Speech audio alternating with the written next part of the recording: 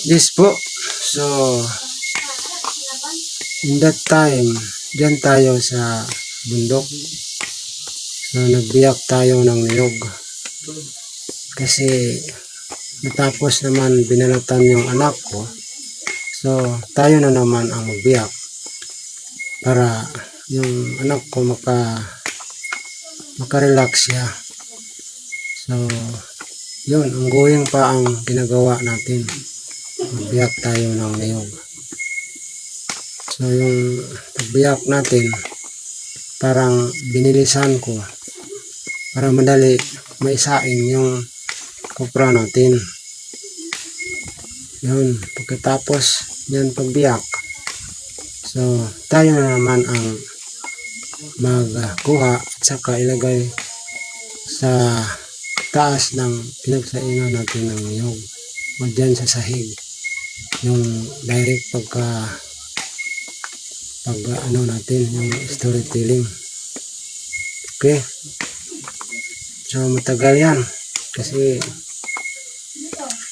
hindi natin automatic kasi marami yung biniyak natin. So, may na ilagay na dyan sa sahig. Yun ang sinasabi ko kanina.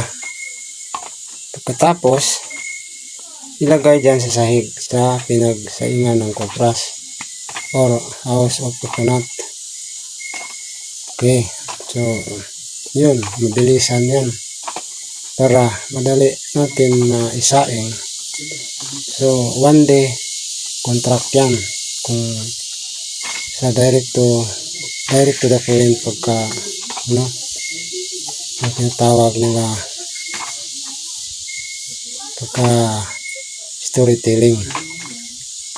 Yan. So hindi natin na palaging mabilisan kasi yung ginagamit natin na bolo matalim yan, baka yung daliri natin so sa isang iglap lang naputol yan. So ingat tayo para no accident happen sa mga ginagawa natin araw-araw na trabaho. Okay, so konti na lang naiwan sa pagbiyak natin ng niyog. So mamaya ano na tayo, i-arrange natin yung niyog sa itaas para lagyan natin ng apoy para maluto siya pagkabukas. So maraming mga problema para dali natin maimbenta. So yung problema natin masolve kaagad.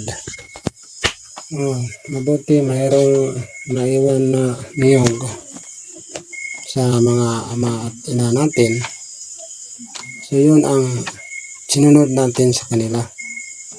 Yun, dapat tayo magtanim tayo kasi may area na iwan galing sa kanila.